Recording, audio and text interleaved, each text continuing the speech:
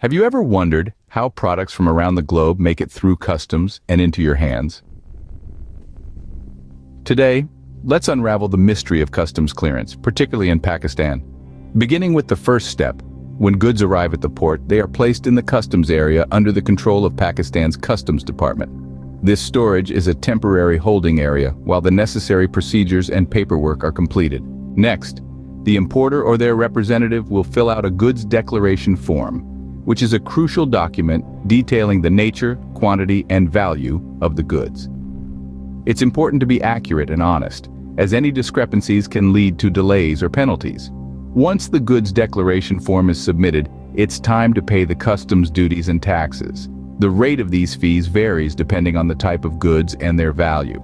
The Customs Department uses the Harmonized System Code, an international standard, to classify and levy taxes on goods.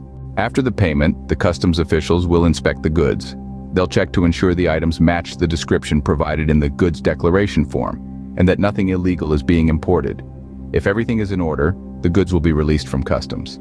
Sometimes, however, goods may be held by customs for various reasons.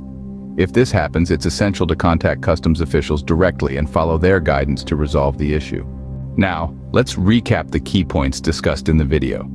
The customs clearance process begins when goods arrive at the port and are placed in the customs area. The importer or their representative must then fill out a goods declaration form and pay the customs duties and taxes. After this, customs officials inspect the goods, and if everything checks out, the goods are released from customs. Remember, accuracy and honesty in your goods declaration form are vital, and if your goods are held by customs, it's crucial to communicate directly with the customs officials. Customs clearance might seem like a daunting process, but with this understanding, you can navigate it with confidence. So, the next time you import something, you'll know exactly what's happening behind the scenes. This is your guide to understanding the customs clearance process in Pakistan. Knowledge is power, and with this power, the world of international trade is at your fingertips.